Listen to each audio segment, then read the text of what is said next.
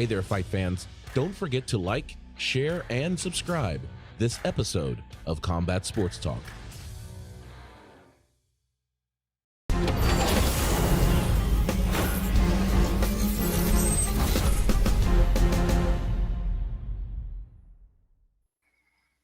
Welcome to Combat Sports Talk, a podcast dedicated to UFC and Bellator discussion, the MMA community, and combat sports in general. I'm your host, Ryan Smith, and joining me this week is the man with the keys to victory, John Keys. Hello, everybody. How's it going tonight? All right, and the coach to the stars, George G-Money Stalwart. All right. How y'all doing? Doing good. You All gonna right. learn today. We're going to learn today. So Yes, we got we a great show. I'm pretty excited about all the topics. We're going to get a little controversial up in here. But before we do, today is a special day, and John Keys is going to talk to us about it. So here it is. Roll your John Keys trivia knowledge of the day. Okay, so today is the first day of Black History Month. Okay, Freedom's Day for those who are out there, but we're going to talk about something near and dear to me, which is the Black Panther. All right, not the Panther Party, because that's a little too controversial. Let's talk about the character Black Panther, T'Challa, if you will. He was created in 1966. A lot of people thought that the Black Panther was originally named after the Black Panther Party, but in reality, Stan Lee and Jack Kirby named him the Black Panther way before then, and it was just a total coincidence. He was actually supposed to be named the Cold Tiger. He was one of the first African American characters in Marvel Comics, actually appearing in the Fantastic Four 66, The Panther's Rage. Also, one of the first African American characters to have their own title. The first one going to Luke Cage, believe it or not, another black superhero. Which, if you haven't been watching the Netflix Luke Cage, you're definitely missing out. Movie made strides. Millions of dollars for Marvel, making a part 2.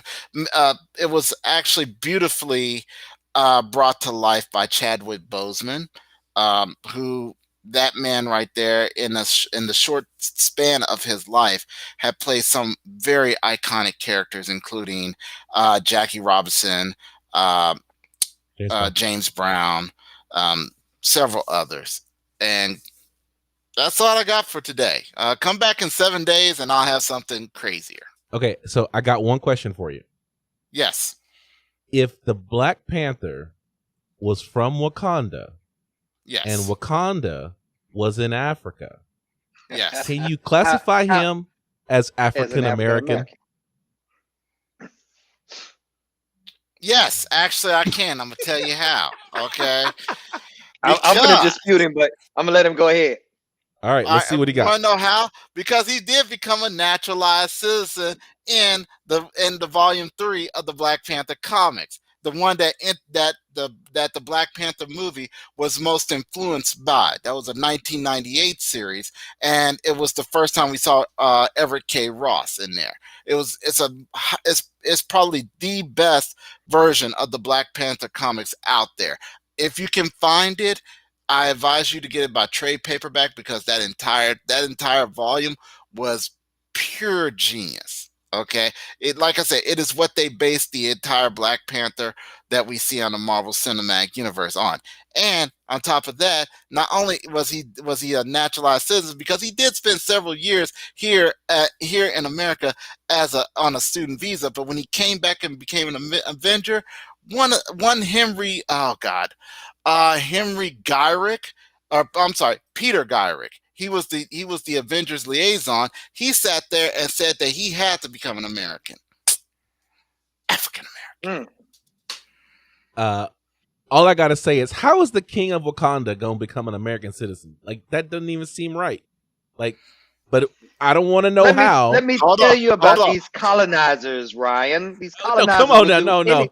No. We gonna stop. I was going to say in Coming to America, isn't the son is an African prince in Coming to America Part 2? Isn't he an American as his mother was an American? Okay. I don't know. But I think that I think things that we need, things to make you go, Anyway. Also. No. We're done. We're done. Well, nobody's gonna watch this if we just keep if we turn this into the Black Panther comic book podcast. Yeah. We got to talk about combat sports talk. It's pretty awesome. Well, Black Panther definitely was able to what's the word? He was a legitimate combat sports artist or martial artist. Yeah, he was a super soldier, thanks to that violet. Hey, listen. The super soldier. We really got to get Ryan. We really got to get Ryan up on his comic book lingo. He was not a super soldier per se. Okay, a super soldier was like Captain America. Let me correct you, George. Actually, he was the first super soldier because believe it or not, the heart-shaped herb is what the Germans used. It was the Germans trying to use to make their super soldier, which actually it was Dr. Erskine who defected to the U.S. to make the super soldier here. So actually, they once again colonizers bit off of Africa once again.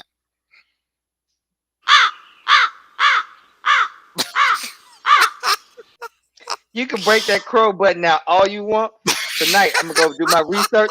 Number one, T'Challa's father technically would have been the first super soldier then, and there were many Black Panthers way before. So again, I don't think T'Challa himself was an actual super soldier per se. All I know is that today I happened to watch a bunch of behind the scenes Black Panther videos, and the director of Black Panther said that T'Challa was a super soldier. The director of the movie said. Again, I'm going to argue with that because there is a lineage of Black Panthers, and I can't really call them super soldiers because they preceded the super soldier program. Period. Point blank. End of discussion. Nowhere around it. There is a eon of super. What I guess you guys are calling them super soldiers. I won't call them that. Okay, so we call them super tribesmen. Okay, what do you want to call them? They were super warriors.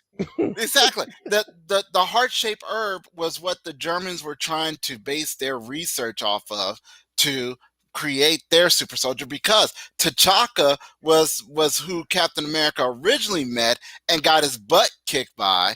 And that's how they became aware that the Black Panther was the originator, the progenitor, the ideal in which the super soldier program came from. When you saw Captain America and Black Panther in the Avengers Endgame and Infinity War fight together, that was a circle coming. That was just a circle coming together.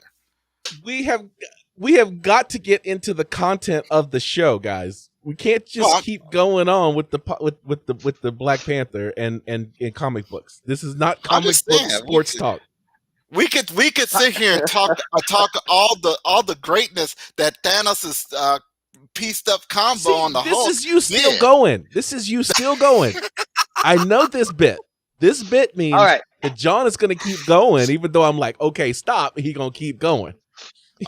On that note, dude, how we going to do this? Into the next segment?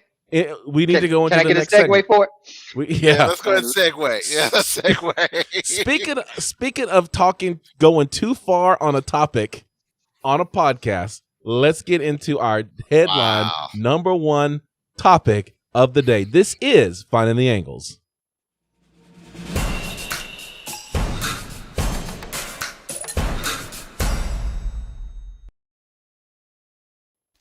All right, this is Finding the Angles. This is where we talk about the headlines that are making waves in the MMA world. And the thing that's been making the most headlines in this week was something that was said on a podcast. So let's get into our headliner.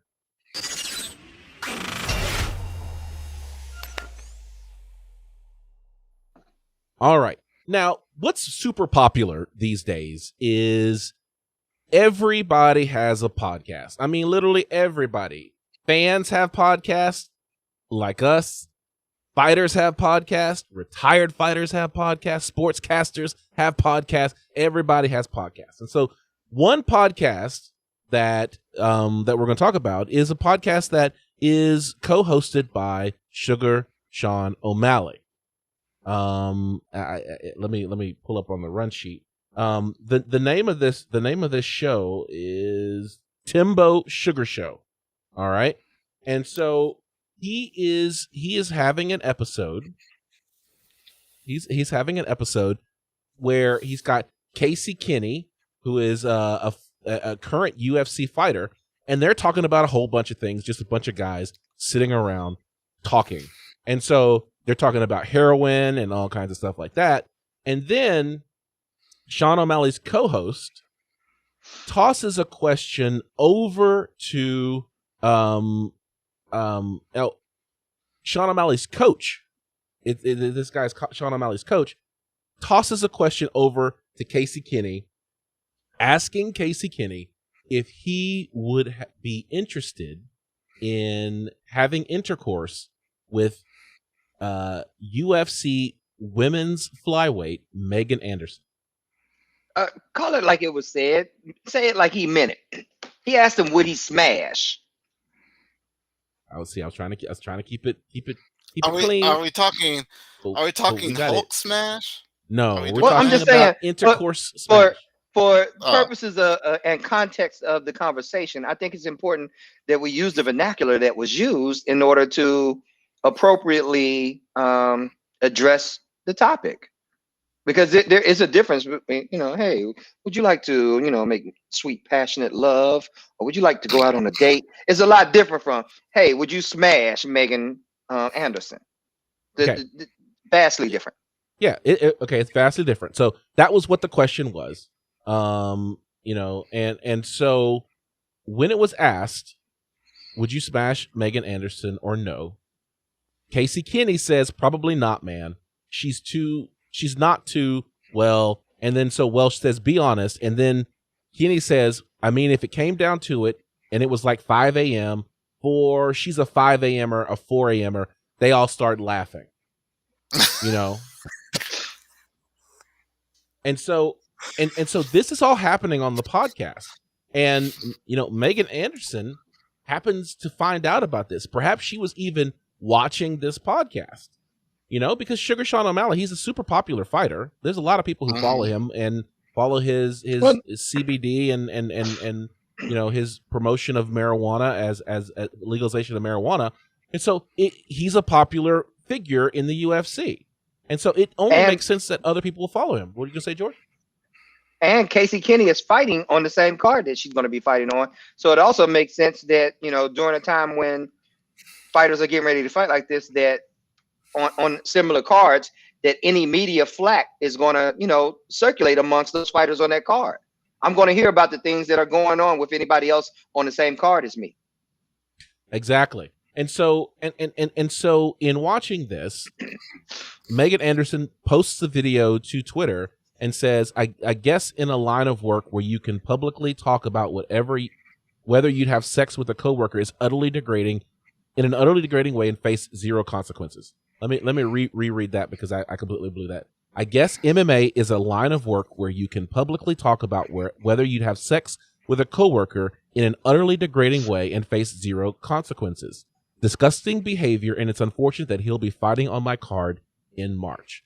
So Megan Anderson said that. And it really sent a shockwave through the MMA world and fractured the fan base, because part of the fan base was like, listen, that is completely unacceptable. That is out of bounds. We shouldn't be talking about our female athletes in this sport like that. The other half of the fan base was like, listen, this is a comedy podcast. These are guys talking. This is what guys talk about. Why are you being so sensitive? And so, there were a lot of people on either side of the fence. For me personally, I was on the side of the fence of, these female athletes are fighting so hard to, one, get legitimacy in a male-dominated sport, and two, the last thing they need is to be objectified in a way where their coworkers are talking about having sex with them. And so, I stood firmly on Megan Anderson's side, but there were other people who didn't agree with me. So I wanted to see what your guys' thoughts were on this whole situation, whether you thought it was appropriate, whether you think that there are exceptions to the rule that perhaps we shouldn't talk this way, and what some of your reactions were on what you might have heard on this topic. Well, ladies and gentlemen, I'd like to take this as an opportunity to plug something called Intelligent Defense. It is a forum that we have that we created here at Combat Sports Talk, and this is where this conversation, for us at least, really kicked off. I think Ryan posted the question, and I was one of the first ones to respond. And I just posed the counter argument. I definitely stated first and foremost, I don't agree with the comments made on the podcast in regards to Megan Anderson. But I played counterpoint to it as well, saying, hey, this is a podcast whose purpose is comedic relief, whose purpose is entertainment, and it's a spectacle. And with that being said, this is not a podcast run by ESPN, the UFC, or any of the affiliates of either of those brands. This is a podcast that's put on, I think, by Sugar Shane O'Malley and a few other guys. And again, we understand in the podcast world, there's a vast array of podcasts. Some of them you would consider newsworthy. Some of them you would consider just garbage, This is one of those podcasts that I think that floats on the other end of the spectrum in terms of its newsworthiness. But because of who runs the podcast, it catches a different light. It has a lot larger audience than, say, some of the other podcasts that have similar content. So that was my first take on it, was like, hey, this is a podcast. It's comedy. It's whatever. We're being a little bit too critical about what's going on there. The same way we don't charge comedians for everything they say because it's comedy. That was my take on it originally. And I think I began posting that in the Intelligent Defense Forum. But right around that same time, I had an opportunity to talk with one of my female fighters on my fight team. And I posed the question to her, how do you feel about this? What's your thoughts on this and why? And it really took me aback, her response to it. She told me, yes, she is offended by it, and for the sake of Megan Anderson as well. I keep wanting to say Oliveira for some reason, but it's not Megan Oliveira, it's Megan Anderson. But what she told me was there were two specific points that she brought up. One, the fact that this conversation gave no thought, consideration, or anything to Megan Anderson's ability to consent or not consent to a sexual encounter with a guy such as Kenney. Right. And so she said that's the first part. It objectifies the woman because she's not even in the conversation to talk about necessarily her consent. How do we not know whether or not Megan Anderson thinks Kenney is a 3 on a scale of 1 to 10 and would never even consider thinking about him? And that's part of the problem in the conversation. The objectification is that she doesn't even get a seat at the table in this conversation. The second part was, I think it goes back to the objectification of this person's body. Here we are talking about a sexual interlude or a sexual soiree with someone, encounter with someone. And the only, what's the word I'm looking for? I think the word used was smash. And this goes back to the objectification of another person for sexual purposes. It's not like, hey, we're thinking these people are in a relationship or anything like this. This is simply, hey, would you smash this? And so that in and of itself creates this dynamic that's so different. You think about it in terms of a regular work environment.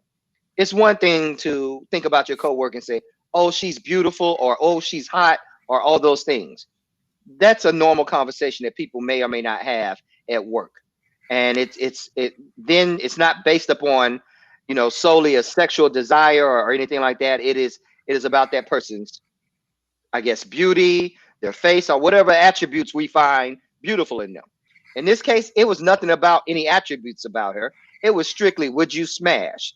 It was totally sexualized from the beginning, and without her having a seat at the table. And so those were the points basically that one of my female fighters brought up to me. And I couldn't help but, sit down and think about it in terms of that, because you never hear of a female podcast where someone's being interviewed and we toss out a question to a female. Hey, would you smash Anderson Silva? Or, hey, would you smash Michael Bisping? Or would you smash Tyron Woodley? It's never even been thought of. Like you've never heard anything like that, and you won't hear anything like that. And there's a reason for that, and it goes to talk about the discrepancy or the unequal playing field that there is out there when it comes to men and women. So those were the takes that she really made me step back and take into account, man, and it really kind of changed my idea on the topic. All right, but I do have some caveats in this as well. Casey Kenney is the one being vilified for this, but this question was tossed out there by someone else, and I think that person deserves as much, if not more, vilification in this situation, because all Casey did was answer a question that was asked of him. You get what I'm saying? He probably had no idea when he walked into that room on that show that he was going to be asked, hey, would you smash Megan Anderson? And so in terms of the vilification of him, I think that's a little bit unfair. It is kind of like ambush journalism to some degree.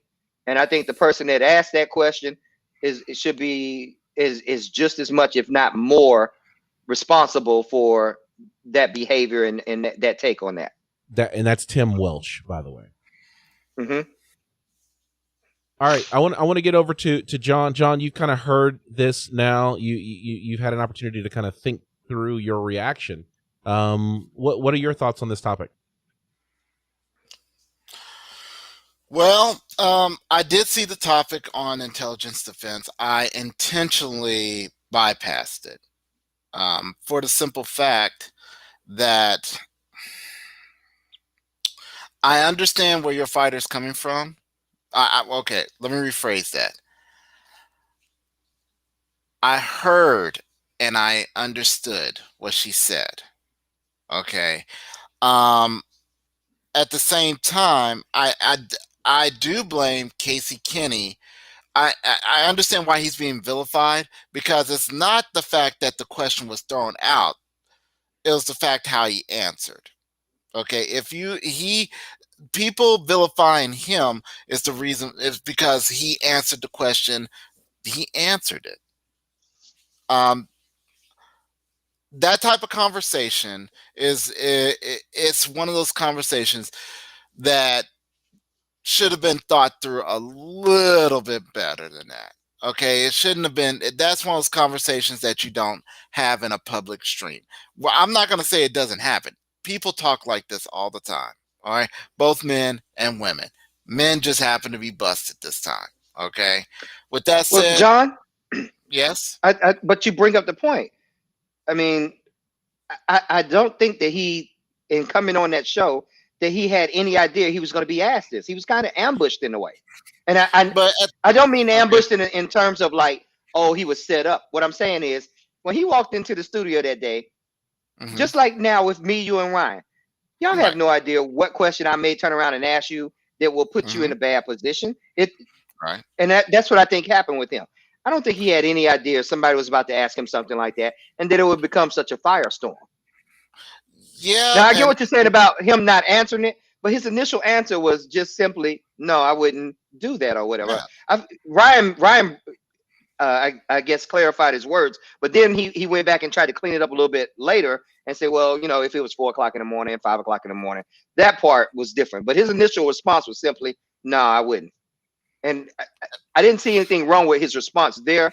The question itself was wrong.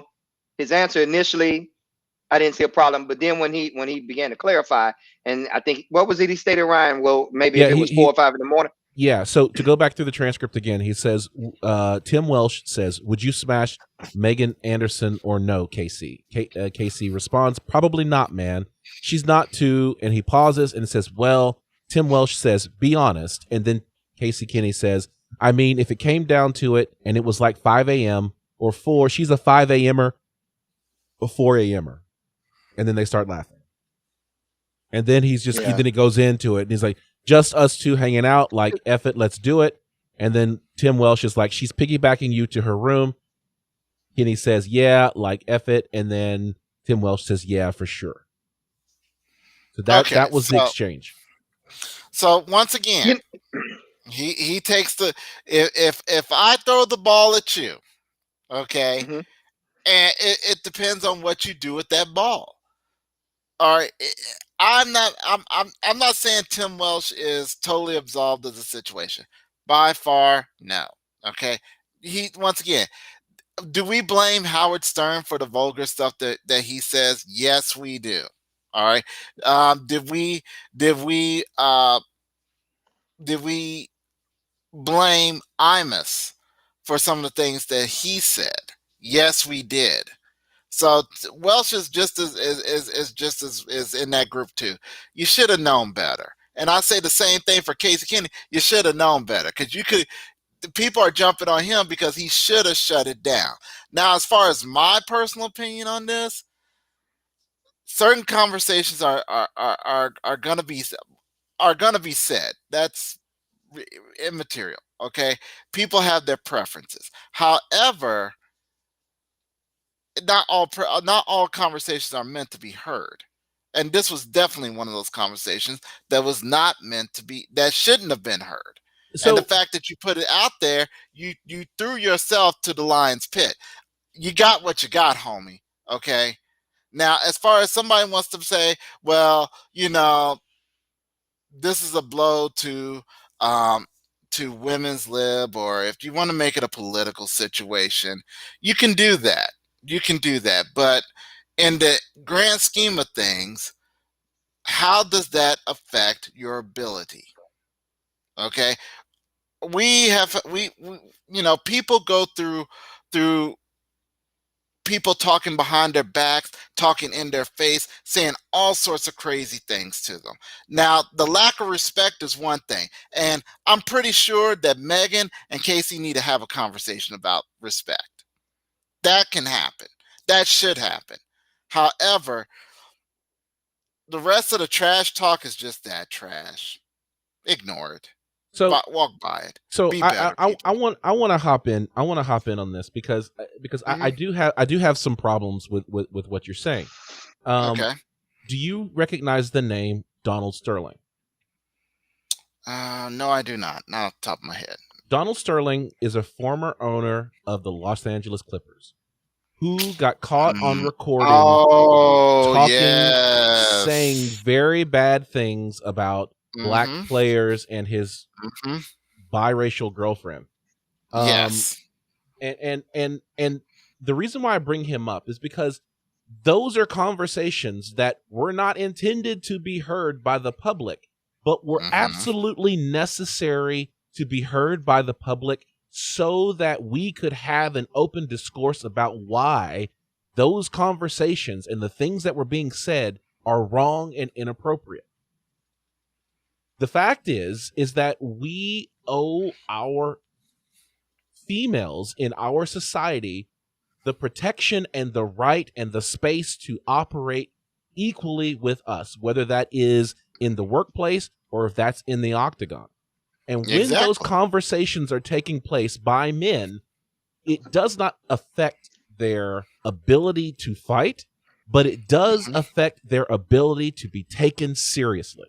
Because if people are still talking about them for their sexual value, then they are not considering them equal participants and combatants in the ring. Hence why Casey and Megan need to have that conversation about respect. Okay? That's what that boils down to. That is as far as I'm concerned, and people understand, I was raised on women's lib. Okay, if a woman can do it, if a man can do it, a woman can do it too, except in scientific biological situations. Okay, man can have kids. Okay, that's immaterial. I always believe that if you can do it, do it. Okay, I have much respect for women fighters as much as I have respect for men fighters. Now, if you do see an idiot out there that is talking, in an inappropriate way, okay, if you personally don't feel that, that the way that they're talking is appropriate, you can correct them. That's fine. Freedom of speech does not, is from the government, not from your neighbor. All right. You can walk up and say, "Hey, man, that's not cool." All right. But All we I'm have saying to is, we have to agree. We have to agree that that it's our responsibility to go up and say that's not cool. And so what ended up happening on that show was not someone saying that's not cool. It was actually all right, condoned and fed. And what we have is we've got a portion of our MMA audience who are like, yeah, that's great. And it's like, no, we should, as a community who is supposed to be built on the tenets of martial arts, and that includes respect, to see our female athletes as people worthy of respect. Actually, perhaps because it is at this time more difficult to be legitimized as a female fighter and not to be objectified as a sexual object, we owe them a responsibility to ensure that they are not having to be subjected to this. And so by not coming down on Tim Welch and not coming down on Casey Kenney and other people who talk like this, what we do is we continue to perpetuate and slow the change that absolutely needs to happen for us to see the equality that we want to see in this area of sports. okay, so you're saying, and you can correct me if I'm wrong, that if one male fighter and another talks trash about another male fighter, that the most respectful thing that they can do is go and talk to each other and hash it out. Let's say hypothetically speaking. Hold on, you let me characterized it finish. as talking trash, and so the only reason why I'm interrupting you is because I don't know that we can call this talking trash. So you may have to define or clarify what you mean by talking trash, because this is sexual innuendo, which goes beyond talking trash.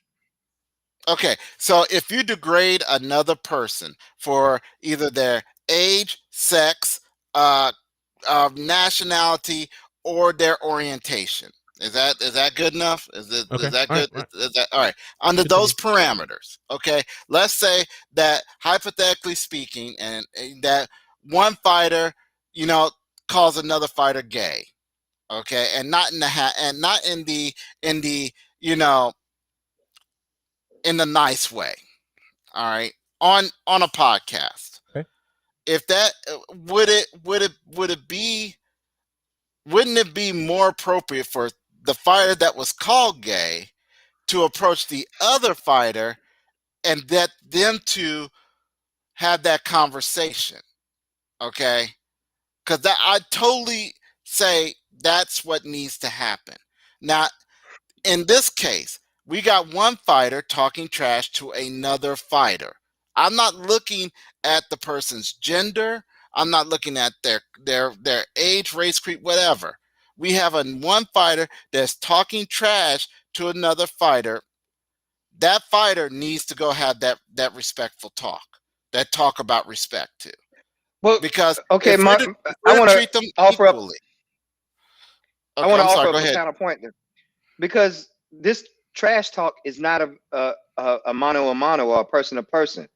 This is a gender endeared thing. This person, the only reason this person is even in this conversation is because she has a vagina.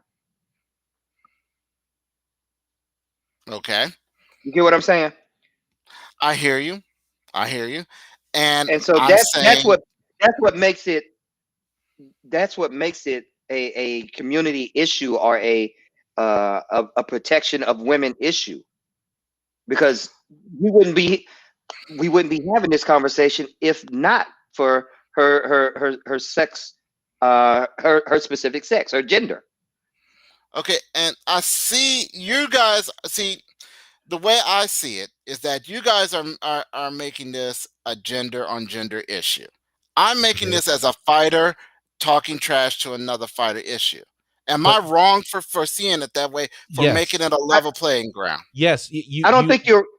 let Go me ahead, let, Ryan. let me hop in here because I do think you're wrong for trying to level this playing field, because the reason why this is wrong is because the playing field is uneven, because there is this objectification of female athletes, specifically in this sport, versus the male athletes.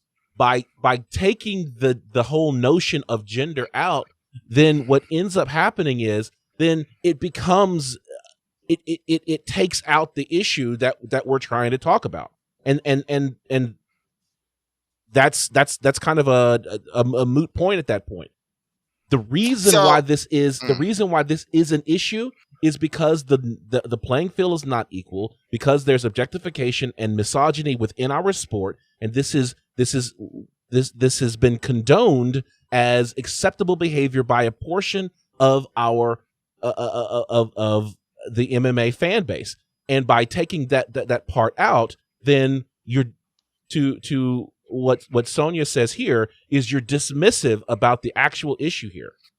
not at all. Thank you, Sonia. I like it. Not I at all. like Hold it on. back to. Hold on. Before I go any further, number one, not being dismissive of the issue. Ryan, you actually said that it is uneven. Okay, so how do we even a playing field if we're going to continuously keep it uneven? How are we going to So even it out? this plays into my point. I want to take you guys back to Jackie Robinson Okay, when he Okay. baseball. I see what he's doing. I All see right, what here he's we go. Yes. It's a little bit apple to oranges, but Jackie Robinson had to endure all this crazy talk when he migrated into white baseball. Different people, different baseball players hated on him, called him all kind of N words, all these racial slurs and things that were going on, and he had to take that and deal with it. It's a very similar situation in that they weren't after him on the terms of, hey, this is an even playing field. You came from the Negro leagues and now you're in this league. It had nothing to do with that. It was all about an issue that he had no control over whatsoever, his color. Much like Megan, she has no control over the fact that she was born a woman. She had no control over the conversation that was taking place as well. And this conversation was derogatory in the sense that it like I said, it goes back, it objectifies her as a human being, as a sexual object. All the and like I said, a couple of days ago, I was on the other side of this argument. I was much like you, John. I really had to sit down and go through the nuance and figure it out myself after talking to different women and getting a different perspective on it and putting myself in that position too. But that's what I want you to take it back to. Think of it in terms of Jackie Robinson and the racial disparities that he endured and how that played out for him. It's not the same, but there are some similarities in What there. we can do to make it the same is then say, okay, so they said all of these N-words and things about Jackie Robinson. So let's pull race out. And it's really just a baseball player trying to get in the head of another baseball player. That's really what it is at the end of the day. And so at that point, then, you know, Jackie Robinson should just have a conversation with these white baseball players who are calling this N-word, because really they're just trying to get in their head.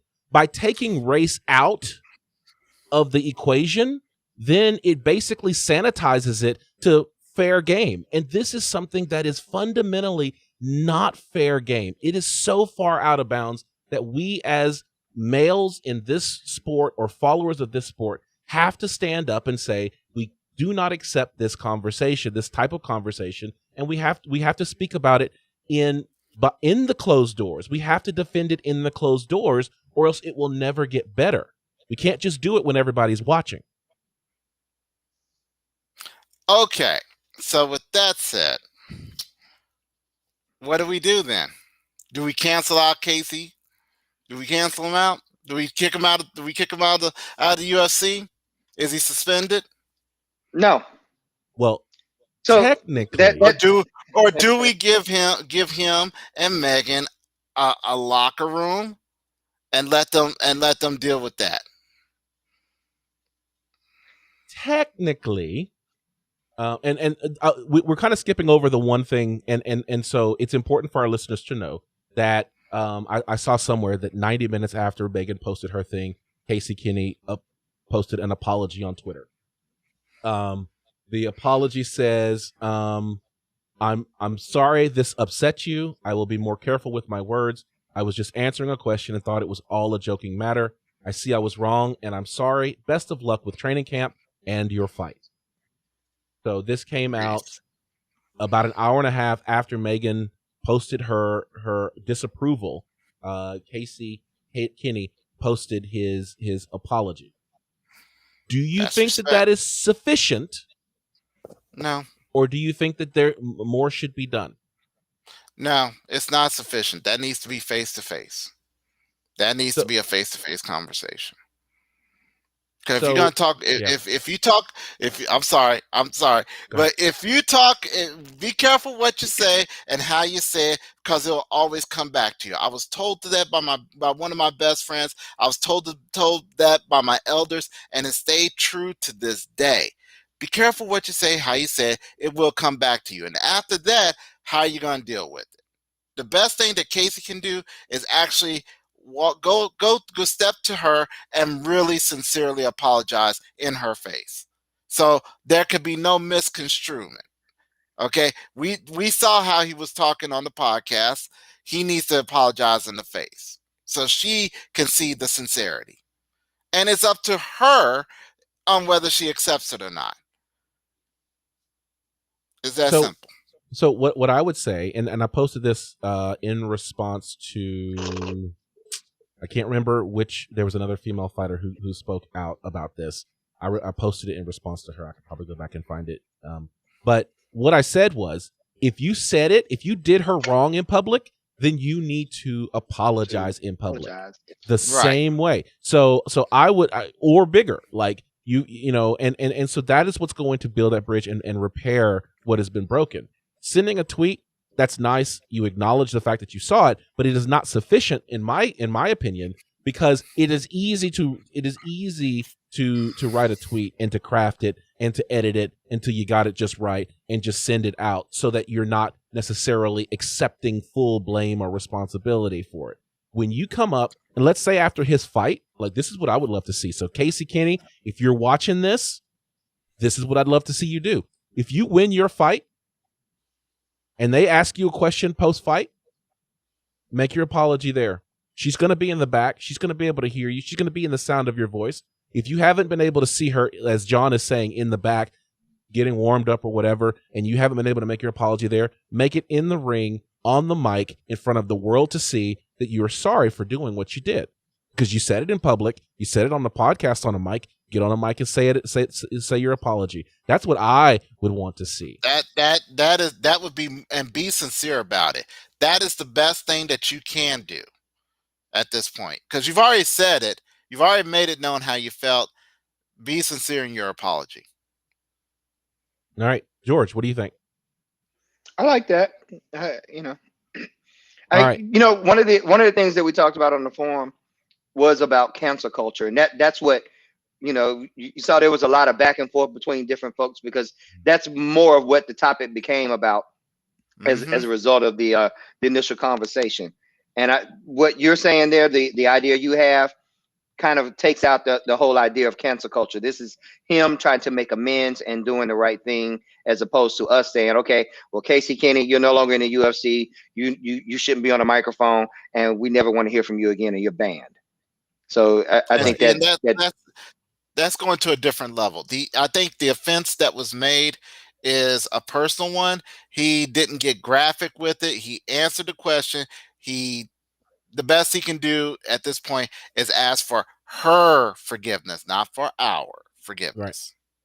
So in the Twitter thread that stems from Megan Anderson's post, there is a Twitter a Twitter person named Lucas Middlebrook. Lucas Middlebrook says, that the UFC's athlete conduct policy as of 2018 would seem to prohibit such conduct, assuming the UFC chooses to enforce its own policy. So I have the UFC standards of conduct that Lucas Middlebrook posted.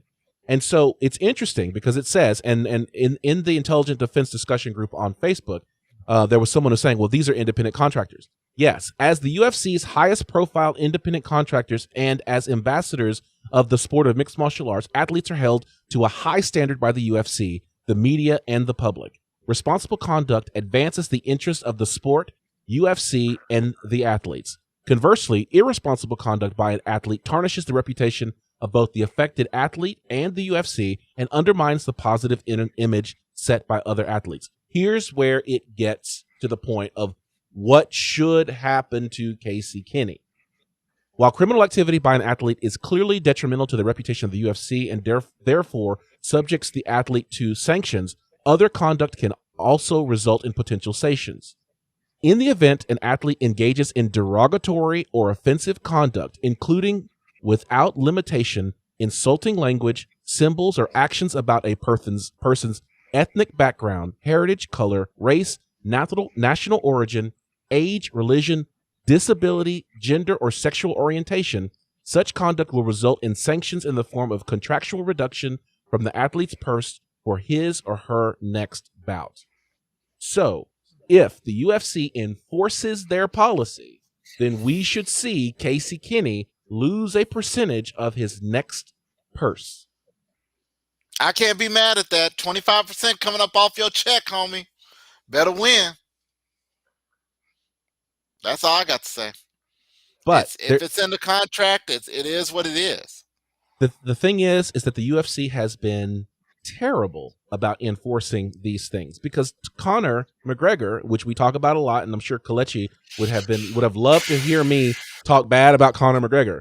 Conor has said some ridiculous bad things in public about people, specifically Floyd Mayweather and Khabib Nurmagomedov. He has not gotten any kind of punishment. So there's a term, a historical term called salutary neglect, where you have a policy, but you intentionally do not enforce it. And this is what we see in the UFC, which is they have this policy. It is written down. It's been in effect for 3 years. And you've got people who are continuing to break the policy without regard of any type of consequence. So I doubt anything will happen actually to Casey Kenney, because Dana White has been clear about his position that he cannot control what his athletes say. And unless it comes down hard in the UFC, it's the only way that you're going to see an athlete get sanctioned or otherwise have consequences. And you know, Casey Kenney's a lower tier fighter. So, you know, if the UFC loses this fighter, it's not like it's a sweat off their back, unlike Conor McGregor. So I think it's unfortunate all the way around. Well, this is a suck situation. It is. But I want to say this was a great conversation. I thought I really wanted us to have it, really want us to go in and investigate it at different angles. Sometimes, and for the audience out there, sometimes we have to take, in order for us to be fair to the topic, we have to take different perspectives in order to represent those perspectives on the show. So it doesn't necessarily mean that any of us actually agree or defend or condone what was said by Tim Welch or Casey Kenney in this on this show. But in order for us to show the entirety of the argument, we do have to represent those positions. Let's go on to a new topic. Logjam at 155 pounds. So we were talking about this last week, because once Conor McGregor got knocked out by I'm sorry, what was that, sir? Knocked out by Dustin Poirier, it really threw a lot of flux into the 155 pound 5-pound division. And the thing is this, like, you guys get to see me and friend of the show Johnny Hearns go back and forth about what we think the next fights should Logjam. I see what you're doing there.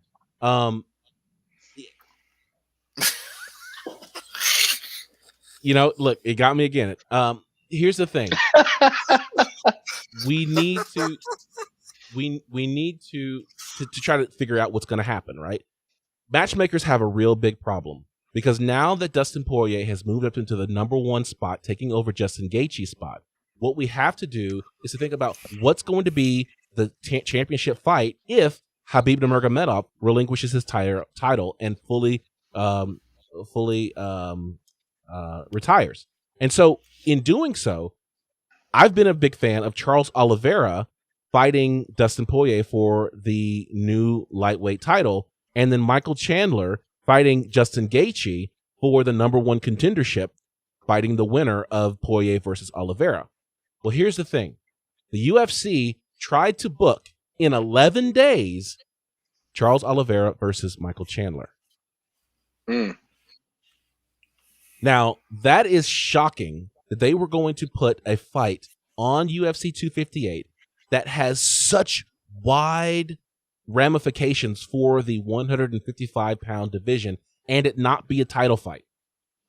And so I want to get your reaction to the fact that Charles Oliveira turned that fight down. His camp said, there's no way that we are going to be ranked number 3 on an 8-fight win streak, poised for a title shot, and then be asked to fight a fight in 11 days where we would need to cut weight from whatever Charles Oliveira walks around at and not have a full camp to train for an explosive fighter like Michael Chandler.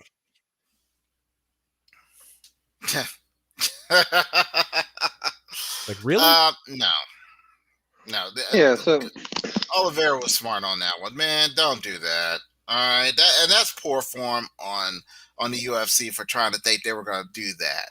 I mean, were they really thinking that they would both be hyped about it and like, yeah, let's do that? No.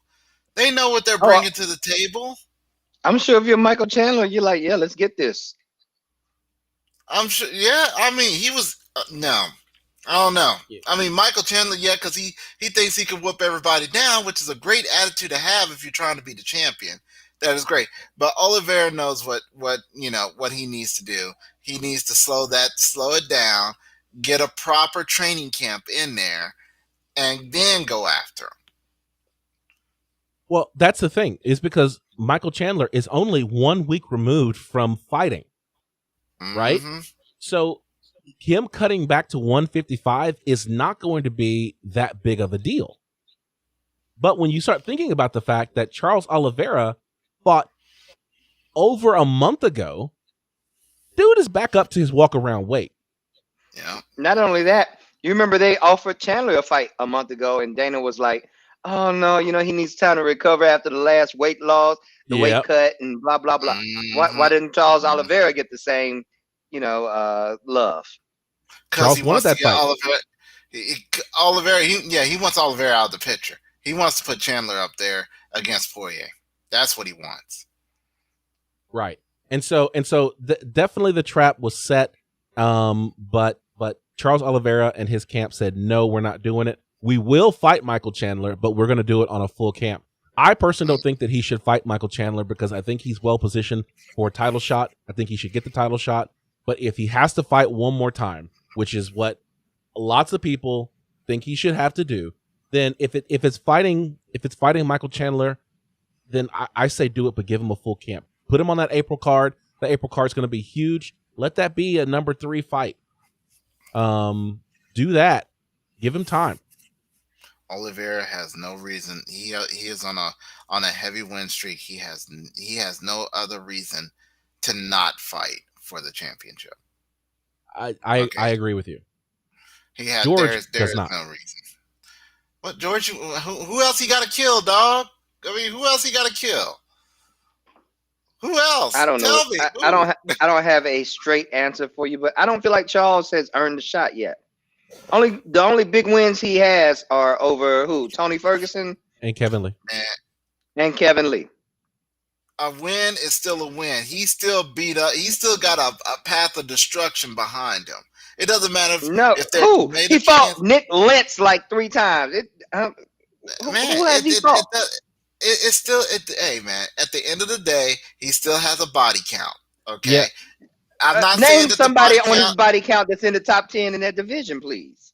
Well, Tony I'm Ferguson? just saying that. Yeah, and on Other than top of Tony that, Ferguson. on top He of fought that, one guy in the top 10. Two. just saying, man. Kevin Lee, I He think, was just, at the time in the top 10. but the whole point being, though, hey, it's just the luck of the draw. All right, somehow, some way, he made it to number 3. We may not like how he got there, but he is there now. Okay, you may not like the quality of how he got there. Guess what? He's got to prove that he's there now. All right. Paul Felder has a more legitimate claim on a title shot at 155 than Charles Oliveira. Okay, where is Paul Felder at right now? Number 9. Okay, so with that said, when it's all beaten down and that number 9 is in the top 5 by rank shifting or whichever, then yes, he can get there. But guess what? Until then, the number 3 fighter, be it Charles Oliveira, be it Gilbert, be it the Honky Tonk Man, whoever is in that number 3 position is going to forward the championship. Okay, that's just how it is. I don't like it because ultimately in the UFC the ranks don't matter. But guess what? He's there. He's gonna go in. He may be going in to Umaga, but he's going in there. All right, that's just how it is. Well, so Oh but I agree with you that if the numbers mean anything, then Oliveira needs to have that title shot versus Dustin Poirier. Dustin Poirier is on a 2-fight win streak. He beat up Conor McGregor. He beat up Dan Hooker. There you go. Justin Gaethje doesn't have a fight. His last fight was for the title against Khabib Nurmagomedov. He got submitted in the second round. He needs at least one fight to go and vie for the title. That fight should be against Michael Chandler. If he fights Michael Chandler, then the winner of that fight should get the title shot against the winner of Poirier and Oliveira. Your top 4, you have your top. You have it. It's set. Okay, so in this conversation, I could sit there and say that Michael Chandler does not need to be there because he just showed up.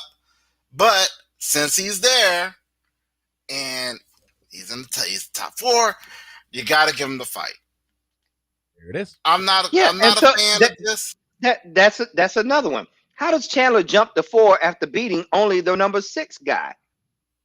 I would say that everybody from 7 all the way to 15 should be one to whoop this dude down something fierce. Okay, but because was Dan Hooker number 6? He was number 6 at the time when he fought him. Yeah. Okay, all right, yes. Because I'm sorry, I do not agree with. I'm glad Chandler's here. But homie, you do best at top 10, not top 5. I don't care if you're one punching people. Okay, if you're doing a 1 punch, 1 kill. Okay, all I need is one punch to end it. Exactly. I don't care. You can start at top 10 because you were a champ. We will grant you the fact that you were a champion in a different company, but you're here in a different league. You can start in the top 10, not the top 15, but I'll give you top 10. The problem, he could have fought Paul Felder, and guess what? If he had beat him, then we could start jumping him up. The fact is that he's coming in with a lot of accolades from Bellator. He fought the number 6 guy, but your number 4 guy also lost in Conor McGregor. Conor fell twice. Dan Hooker fell twice. That created a spot for Michael Chandler. It was a 1-punch knockout, and this is the one thing that for me, I hate like fights that don't go as long as they need to see what the actual outcome was going to be. But because we're talking about it, this is a nice segue to what happened to Dan Hooker. Right, Dan Hooker was surging. This dude was coming up the ranks. He was getting ready to have a claim for a title shot himself. Coming out of City Kickboxing, this is where Israel Adesanya, Alexander Volkanovski, those guys in New Zealand, breeding championship MMA fighters. This guy was going to be the 3rd belt that they were going to get potentially at 155. And he gets destroyed by Michael Chandler in Michael Chandler's debut. They finally caught up with him. And here's what he said. He said that this is one of those funny things where you have to rely part on your strategy, part on your reaction time. I zigged when I should have zagged. He faked down like he was going to take me down. I reacted to that, and he came over the top with a big punch and hit me on the chin. And he's like, it happens sometimes. Those little gloves, you can't take it. No one can take a punch on the chin. When it's on the button, it's on the button. And he caught me on the button, and basically that's what happened. So, it's a story of getting caught by a fighter. And that's kind of what happened. Now, he also took off his gloves and left them in the ring, as fighters do when they retire. He also spoke to that, and he said, I was upset. I was angry about how I lost. This was basically 4 months of my life that were completely wasted. And so my initial reaction was to throw the gloves in the middle of the ring and say, I quit. He's like, by the time I got back to my hotel and had a moment to think about it, I was like, what the hell else am I going to do? This is the only thing I'm good at. So he said it was an emotional reaction to having lost, which is what he did, but he has zero intention of retiring from the sport. Good. He doesn't need to. People lose. That's just the game. Mike Tyson said it best. Everybody's got a plan until you get punched in the face. That's just how it went. I like Dan Hooker. I think he's a phenomenal fighter. I don't want him to get relegated to the cowboy Cerrone of 155. You know what I'm saying? Where he has these great performances, but he fails to show up on the fights where he needs, that big win. And I think we've seen that with Dan now at least twice. And so I'm a little concerned in that sense. He's not showing up for the big boy fights when he needs to. He lost to who? Dustin Poirier in a very similar fashion. And now that fight with Michael Chandler. He's more than capable of beating both these guys. We know you guys seen Dan Hooker when he's on. When he's on, he's on. Mm-hmm. This is a guy that he trains with champions. You know what I'm saying? So it's not like this guy isn't capable. But I wonder, are the big lights getting to him when it's that time, when that pressure's on? I don't think so. I think this is more of an accolade for Michael Chandler than it is a detriment to Dan Hooker. No, but I think the only person that knew what Dan Hooker was capable of doing, who knew what Michael Chandler was capable of doing, was Michael Chandler at that time. He knew he was going in there to destroy him. Okay, I didn't. So I did. I'm the only one who picked him. Oh, here he goes. But anyway, well, KC only picks winners. I'd like you guys to go back and watch that fight. Dan did not look himself stepping into the octagon that night. He did look tentative. He did. He looked very timid. He did. Yeah. And so that's why I'm saying, like, is this a situation where we've got, Cowboy 2.0? Is this a guy that doesn't show up when the pressure's on? Is there some mental block going on?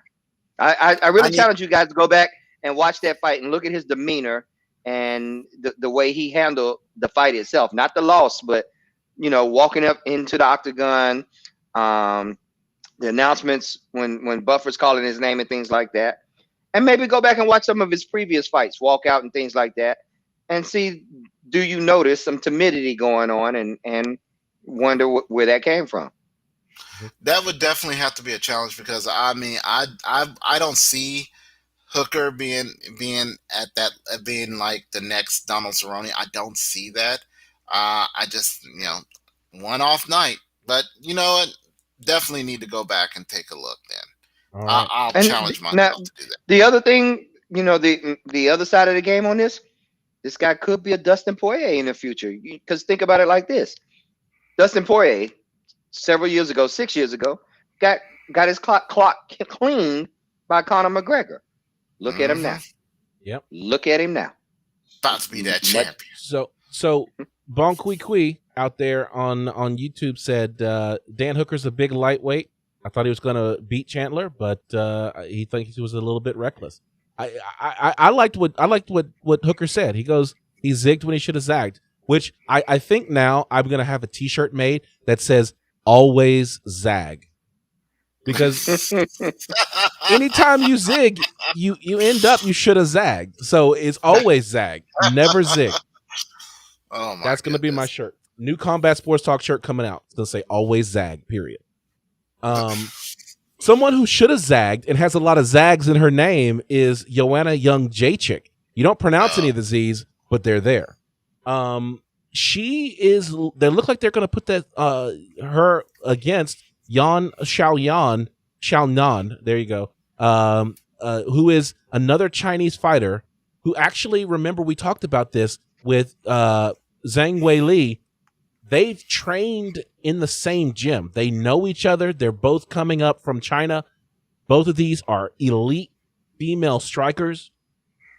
Yan Xiaonan is a woman who wants to fight Zhang Weili, but she's got to get that marquee name on her belt. And so Joanna Young Jacek is still trying to get that rematch against Zhang Weili, but she needs a win as well. So it looks like they're going to put these two fighters in. Looks like it's going to be a great opportunity for them to make their claim either for a rematch or a title shot against Zhang Weili, who is fighting Carla Esparza. And you know how I feel about them matching up Carla Esparza with Zhang Weili. Now, the time has come for us to select one courageous young woman for the honor of representing District 12 in the 74th Annual Hunger Games. Yeah, that's right. They are making Carla Esparza a tribute to Zhang Weili. I hate it. It should be Rose Thug No Hair Namajunas. I hope Carla Esparza goes in there and does the ultimate double leg takedown, just puts her through the mat. I'm talking about put her through the mat, Matt Hughes style. Okay, I don't even like Matt Hughes, but I can recognize the man knew how to slam. Okay, and I just hope it happens so I can sit there and call you, Ryan, and be like, "Hey, dude, what you doing?" Listen, Just watch that. I'll tell you like this: if Carla Esparza beats Zhang Weili in a fight for the title, I will go and buy a crow, and I will keep the crow with me for the rest of the year on the screen. I don't want you to do that, dude. Crow's bite takes eyes out, man. No. Fake crow. I don't want you to simulation crow. Maybe it'll end up being a Baltimore Raven that we'll call a crow. I don't know. But I'm gonna right here on the wall behind me, I will mount a crow so that it sits over my shoulder for the rest of the year for being that wrong about Carla Esparza.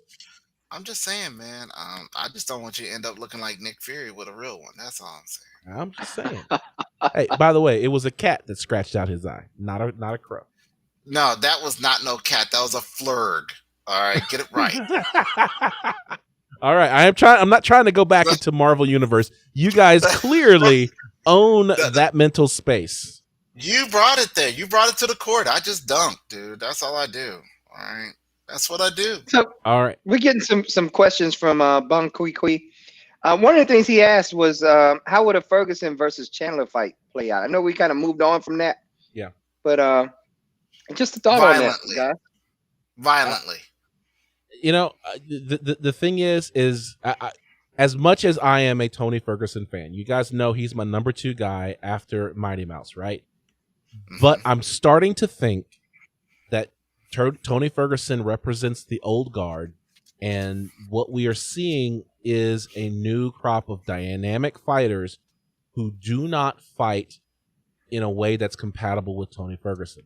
Now, I'm ride or die for Tony Ferguson. I will pick him, but I think that when you put someone like Chandler, he's very similar to Justin Gaethje, very explosive, very powerful. We saw how that played out.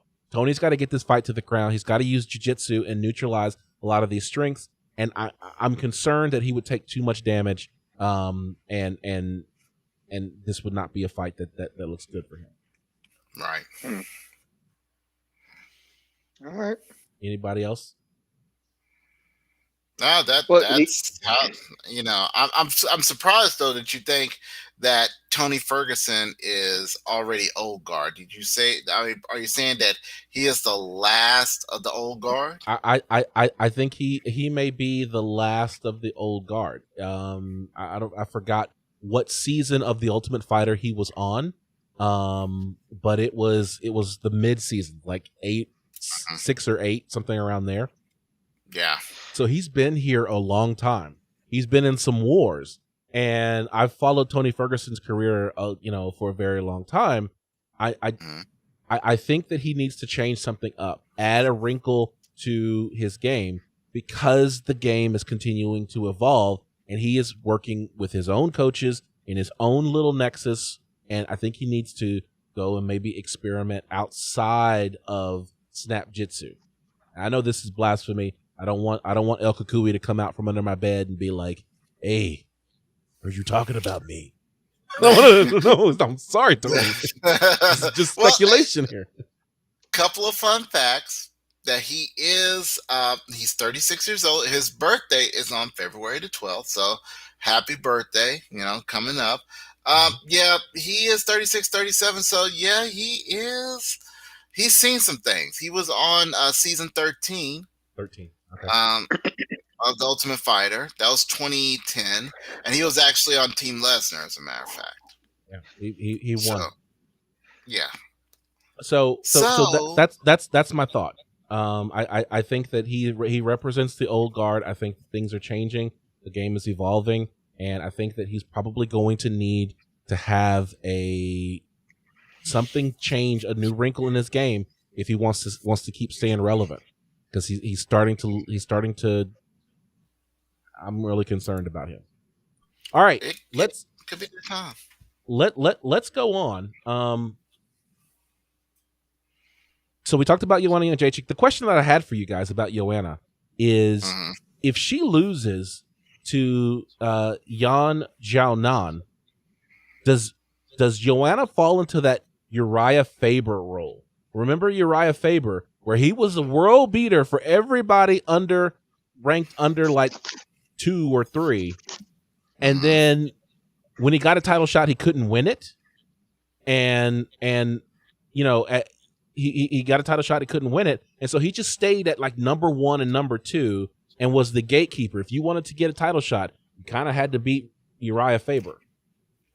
Are you saying that she is a bridesmaid but never the bride? Well, she's already been the bride, and she was on her way to being the most decorated female champion in the UFC until she met Rose Thug No Hair Namajunas, right? And then she lost twice to Rose. The thing is that at this point, Joanna has fought for the title at least 3 times. I think she fought. I think Valentina Shevchenko was champion when she fought Valentina. And so you've seen Joanna fight a whole bunch of times. Add to that she's starting to ask for more money, and you start running into a situation where I don't think the UFC has a lot of patience and tolerance for her. So I'm a big fan of Joanna Jędrzejczyk, but I think she ends up. I think she ends up with gatekeeper status if she doesn't beat Yan Xiaonan if they make that fight in April. Man, forget that gatekeeper status. She might be on that 60 list. All right, if she doesn't win. It could be. So, as for a fun story, Dustin Poirier, we were talking about him. He is going to be on the next episode of Hot Ones. Now, we know that he's got a hot sauce that he's been selling. Actually, he's been selling out because he ain't got no more. And so he's going to be on Hot One. So I'm interested in seeing how he does, because he is from Louisiana. They like their cayenne pepper. And so we're going to see if he can handle that. What's wrong? I'm sorry, you broke up there a little bit. What kind of pepper was that? Cayenne pepper. Oh, cayenne? Okay. Cayenne pepper. Oh, all right, my bad. Yeah, he's got, I'm not going to talk bad about Louisiana because I love Louisiana. I love the food. I love the people. Don't like the alligators, except when they're cooked. Cooked alligator is awesome. Yeah, I think he'll be fine. I think he'll be fine even at the hottest. I'm gonna watch it. I'm gonna watch it. We definitely gotta watch it. I'll report back. And he's gonna be, I think it was the next one. It says this story doesn't have a date on it, so I don't actually know. It just says 11 a.m. Eastern. So okay, soon? Well, soon, this week maybe. Yeah, Thursday. He's gonna be on Thursday. Thursday at 11 Eastern. Yeah, that hot sauce is real though, man. I've seen people, like Idris Elba said, he asked the guy, did he know how to fight? Did he want to fight? Because after he cooked the hottest one. Oh, wow. But hey, do you know how to fight? Do you want to fight? And it's like, oh dang, Idris, come on, man. But yeah. Speaking of asking someone if they know how to fight, this weekend is Knuckle Mania. Bare Knuckle FC has their main event is UFC's Paige Van Zandt is going to make her debut at BKFC fighting with no gloves on. And a lot of people are concerned about Paige because Paige was not that great in the UFC. She won some fights. She was a great fighter, but not that great, not title contention great.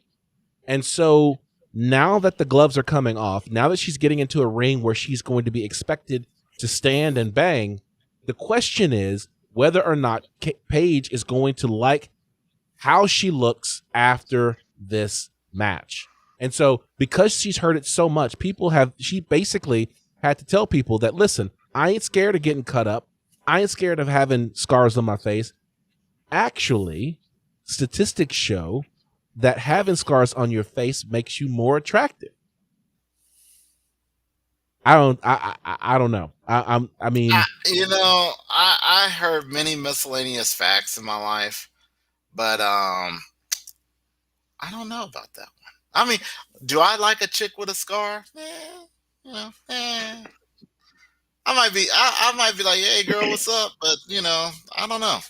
Hey, so statistically, it is actually true that facial scars, at least for women, men they find men more attractive by several points if they have facial scars. If women have facial scars, men do not have a preference whether they have facial scars or not. Men they are equally attractive. So she is right that statistics do show that face scars make you more attractive, but that's for the men. Women find men more attractive, but for women, men don't really care. So Paige Van Zandt can go how she looks today. She can start looking like, have the scars like Frankenstein or whatever on her face. Men are not going to care. Hold on. No, hold on. I feel like we on the verge of a Casey Kenney conversation. No. I'm not. We're not talking about that. This is statistical. This is based on the article that she was basically quoting, the study that she was quoting, that men do not have a preference whether or not women have scars on their face or not. That's all we're saying. We're not saying anything more than that. We're going to pick that fight. Cards from 0 to 10. How hot is? We're not going there because that would be wrong, right? It would be wrong to objectify Paige Van Zandt in that way. I would actually prefer that she stops doing some of the other stuff that kind of eggs that type of people on. Ooh, anyway, that's a deep conversation there, sir. That's a conversation for another day. Moving on to the next topic, ladies and gentlemen. Moving on to the next topic, and that topic is the fight cards happening this weekend. Let's get into it. The fight card.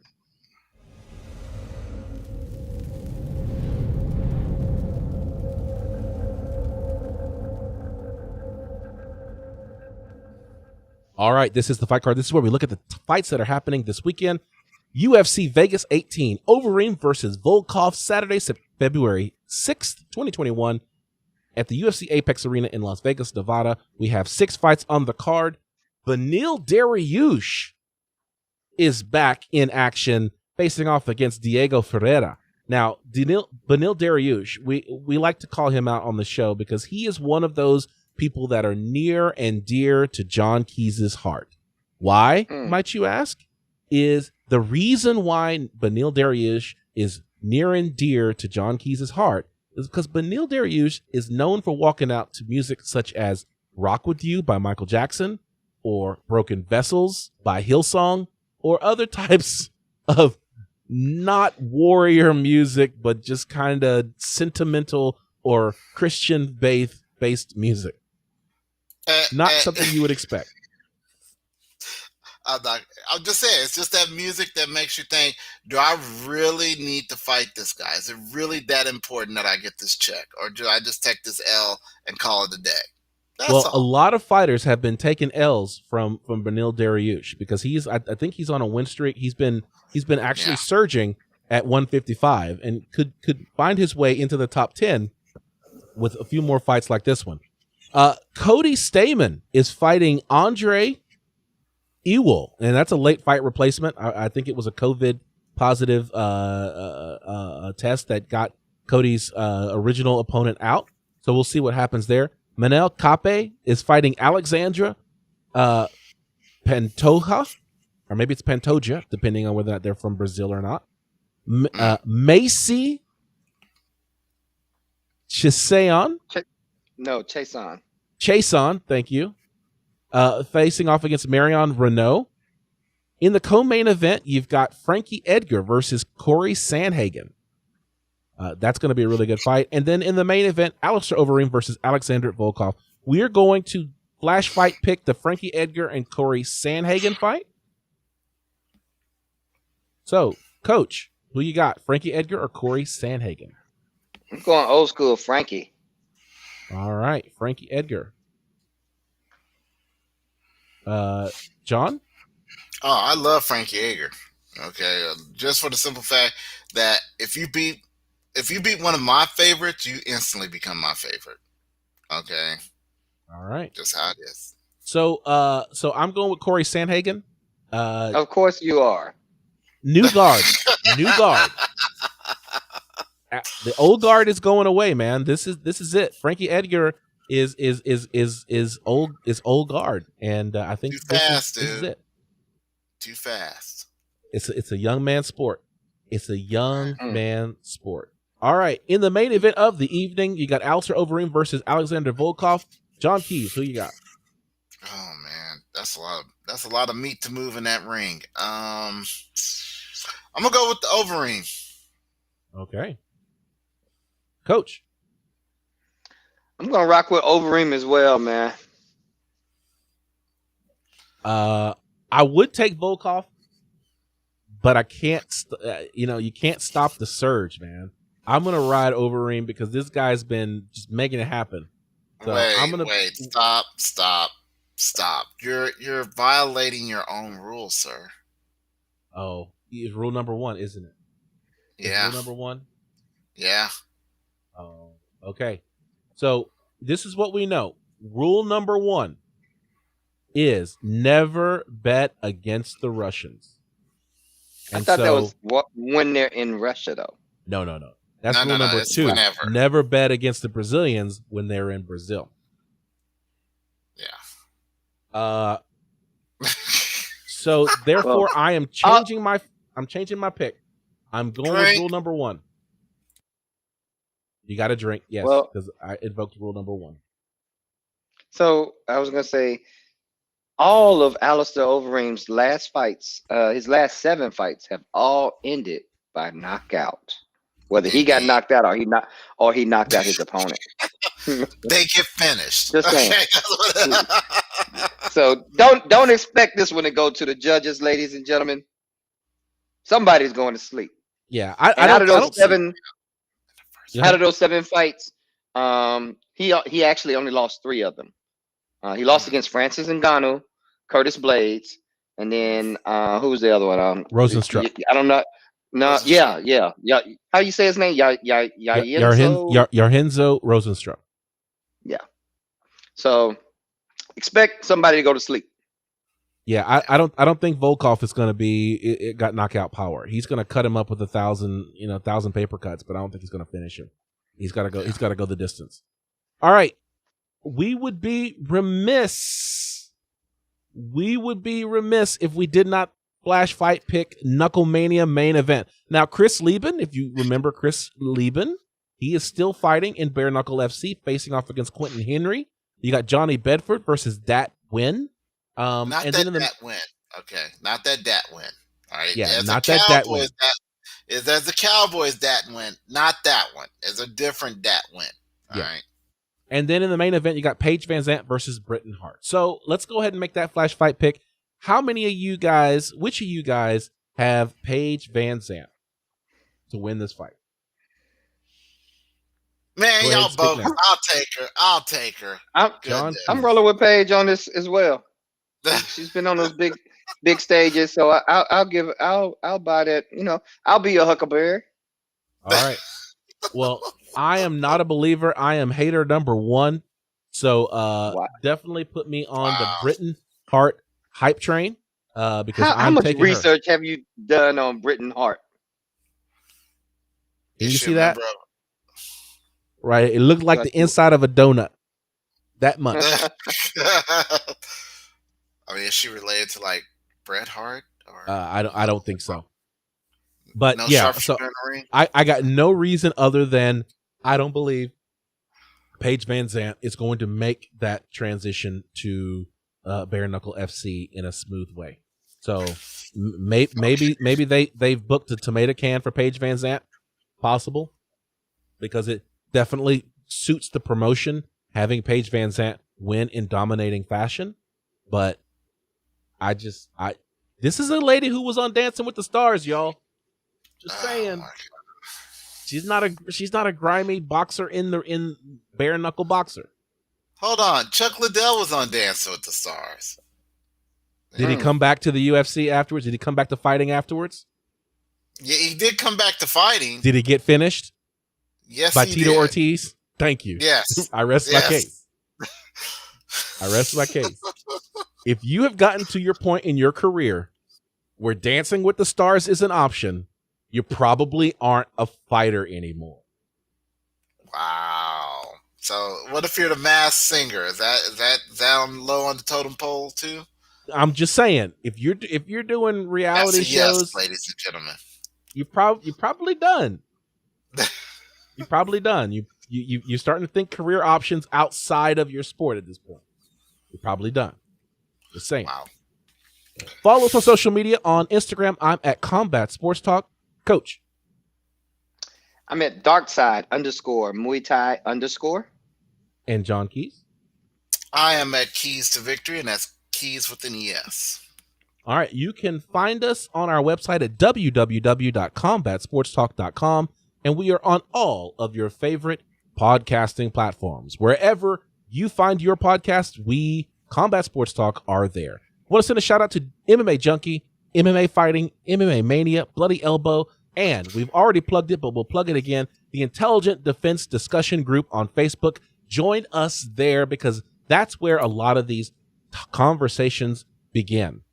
So, on behalf of George G. Money Stallworth and John Keys, my name is Ryan Smith, reminding you to keep your hands up, your chin tucked, and throw bombs. We'll catch you next time.